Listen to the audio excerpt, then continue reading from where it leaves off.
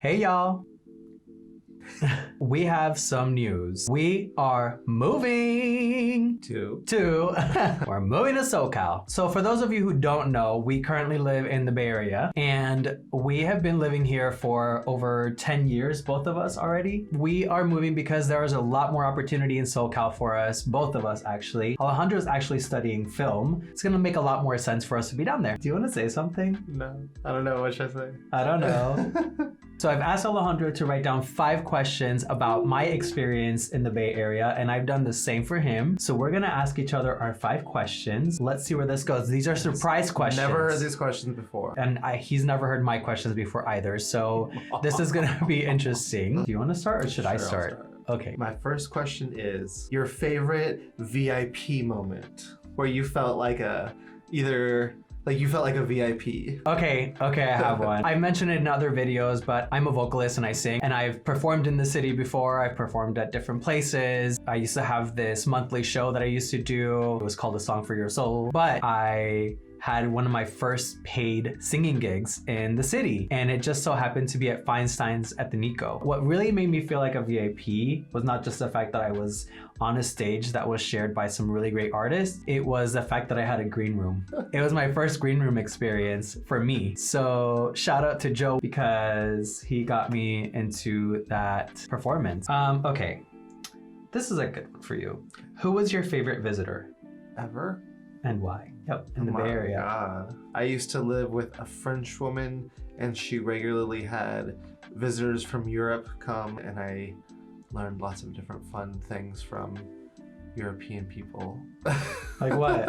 I don't know. We would cook a lot and they were very fun. So I enjoyed the visitors from France. Oui. Name a couple of your favorite hangout spots. Okay, New haunts, old haunts. first one is Toad Hall, which is a bar in the Castro in the city in San Francisco. For Toad Hall, it just smells like desperation and vomit, but it has so many happy memories for me, and it has a dance floor, and they used to do karaoke and all that, and so I spent a lot of time with my friends there, and I met a lot of friends there. I actually met one of my friends, Alan, there when a few of us were pretending to be the judges on The Voice. We weren't anybody, we just were sitting there at the bar and there was karaoke happening, and we sat at the chairs the chairs happened to swivel. They happened to swivel. And they took advantage of this moment. So we took advantage of the moment, and then every time somebody would go up there and sing, we would turn our chairs around, and if we liked them, we would hit our invisible button that didn't exist, and that's one of them. And then the other one I won't have a story about, but... Wait, I'm gonna turn your face because I'm gonna say one. Oh gosh. Because he's gonna say it. Mouth it. You probably heard me say it. I did it. I really did it. Port Bar. Yeah, Port Bar, but that's more recent. Port Bar because it's been open during the pandemic and they've been social distancing. The outdoor And space. they have an outdoor space and it's very few people. With drag queens. Did you just burp? I did. Nasty. Anyway, and it's in Oakland. Actually, I was wrong. What'd you say? Oh yeah, what did you say? You're gonna be like, oh my God! Because you probably have like a million more things to say about martinis. Oh, I'm sorry, Martuni's. You are my number one for sure. Martuni's is definitely my number one. I mean, I already said it. That's like all you talked about. But yeah, I'm sorry, Martuni's. You're my number one. You're right in the front seat. So, what year was your favorite Pride and why? Oh, this was easy. My first year, because it was brand new. And then after that, it was just like, ugh, God, Pride again. Sorry, baby.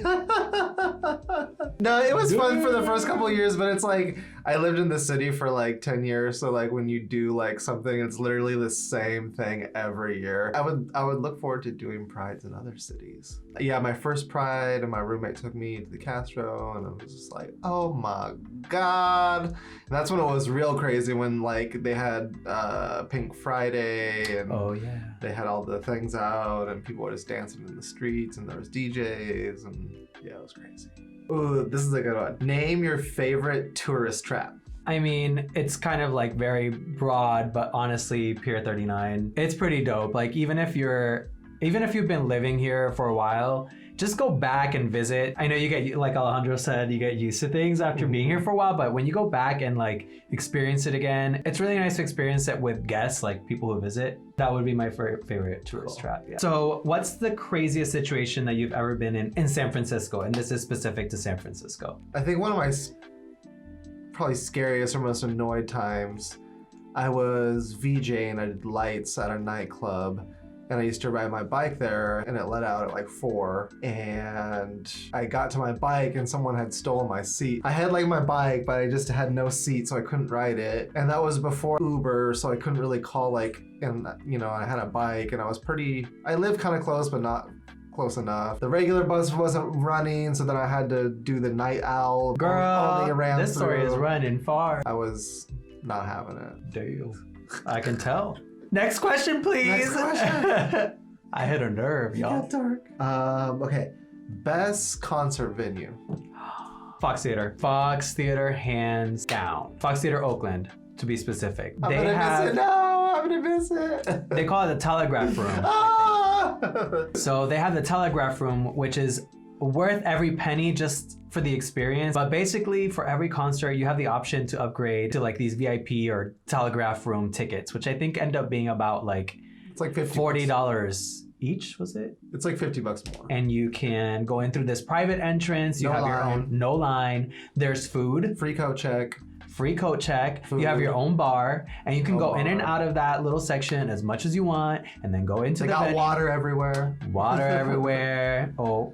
Little TVs, so you like know when the concert's gonna start, so you can just go. And then you get your own little exclusive little area. So only the people that have the VIP can go in the area. So it's pretty nice. You know, piggybacking off of that, actually, what was your favorite concert? Oh god. I want to say my top. Oh, I'll say- God, there's so many. I'll say my top 3. Oh, I already know what one of them is for sure. Which one's one of them? Septaliza. Yeah. Oh, Well, actually, no. no, it's top 4? Top 5? Yeah. Top 5. Okay, I'm sure that's top 5. Because I saw some big people. But I know MIA is absolutely. Yes, okay. MIA. I saw MIA That was too actually obvious. twice. So it was my And top 2 then, concerts. Of course, Lady Gaga. I saw the Monster Ball in San Jose. We bought a ticket a whole year in advance. Damn. Yeah, it was crazy. And then Major Lazer. When I saw Major Lazer at the You mezzanine. told me, that's right. And he was like relatively unknown, and that was really cool to see him. It was very up close and personal. Okay. What's the first thing you will do in SF when you come back as a tourist? Or like when you don't live here anymore, what's the first thing you're gonna look forward to doing? I mean, besides see my friends. Actually, I'm gonna redeem myself because I know exactly what I want to do when I come back the first time. Because I haven't been able to do it, especially since COVID hit and like life hit. But Martuni's. I really want to go back to Martuni's and say hi to all of my old friends. I would absolutely do that. And then, what's your favorite Castro bar? Ooh. I always had a really good time, like back then at Club Q. So my job was closed on Wednesdays, and Tuesday night was ladies' lesbian night. And we would party our ass off every Tuesday night. Catch me there. Because they had a little bit better music. They had like hip hop and pop music. They didn't just have pop music, so I like the hip hop. I have a couple more questions. Oh, he does have more questions from. We breaking, we bending the rules. But maybe these could be like we both answer these. Okay, maybe just ask me. Looking back at what was the most surprising thing you learned about yourself? I think it's a great question to ask. I moved here from Florida, and I was a completely like absolute different person in so many different ways. San Francisco, like Bay Area, forced me to think outside of the box, challenge myself. I definitely grew here. Like I had the opportunity to, I have had the opportunity to meet like some of my best friends, my family, and I guess like the most insightful thing I learned about myself was how judgmental I was. Like extremely judgmental. I'm just kidding. Rude. But I was really judgmental, and I've learned not to be here. Yeah, changed my life. Yeah. What about you? What was the most insightful thing you learned about yourself? Probably like my love for dogs. As a child, I wanted to be a veterinarian, but then I just never thought of it that. And then coming to San Francisco, I needed a job, and then I became a dog washer, then a dog groomer. Then I became was one of the best. So that was quite surprising. Yeah, and that's like so unique. San Francisco Like- reminds me of like my dog journey. we're leaving. How do you feel? Are you nervous? Like I'm kind of nervous. I'm like nervous and excited.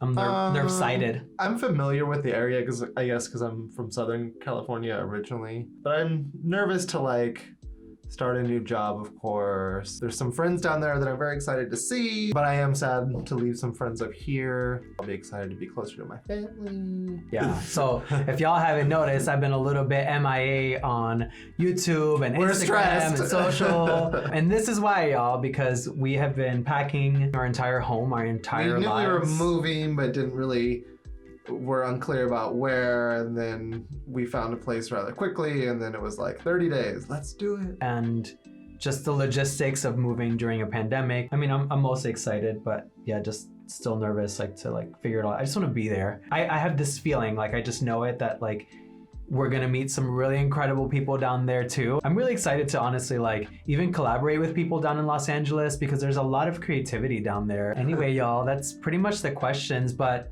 I did want to tell you guys, I will be back. I promise I'll be back. I just need to make sure that I give some time for the move, but I promise I'll be back with weekly content once again on my Instagram, on YouTube, on everywhere. So stay tuned for all of that. But go ahead and like, follow, share, subscribe, tell your friends, tell your aunt, tell your cousins, tell your cousins about me. Tell your little dog, Fifi. Yeah. Fifi. Anyway, Goodbye. I love y'all. Bye. See y'all See you in Southern SoCal. California. Ah. Our address is... No.